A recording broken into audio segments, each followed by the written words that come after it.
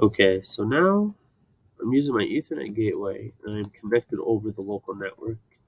But let's say now I want to go on the gateway's Ethernet web page and I want to configure the IP address and some other settings. There's two ways to do this. You could either open up Tools, go to Detect Ethernet Gateways. You can detect local gateways. I'm going to choose one of my gateways that I'm connected to, and I can click on Launch Config Page, or you can just open up a web browser and type in the IP address of your gateway. Now, you might ask, well, what is the IP address of the gateway straight out of the box? There is a default IP address. According to the manual, the IP address straight out of the box is this IP address, 192.168.1.100. Of course, now if you were want to configure it, for example, we go back over here. We can launch config page. So it's going to open up this sign-in window.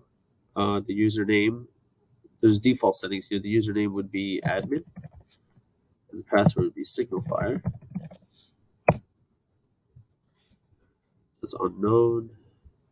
Let's try to open it up somewhere else. 10.1.10.2, 10.1, 10.212. Okay, so sign me in here. Now, this is the Signalfire Ethernet Gateway configuration page. So if I were to want to configure the IP address, I could go down to Network. I could go to Configuration. And here is the IP address. And I can configure it right here. Of course, you can also configure the host name, the domain, the default gateway, quite a few things. Now, on the right side of the page, it'll show you. So, for example, if you want to configure the mask, it'll show you under IP address right over here. Basically, there's a few ways to do it. There's one way, there's the second way, there's the third way. The way that we have it done is we have it done by CIDR. So right here, that's basically what we have up here. However, a lot of people like to configure the mask by using the explicit mask or configuring it in the way of the explicit mask. Sometimes you'll want to sign into your gateway and the information will time out and you won't be able to get into it. In which case, you can go to System. You can do this remotely where you can go to System, click on Reboot, and it'll reboot the system over the local network. Sometimes that could be a good troubleshooting tip.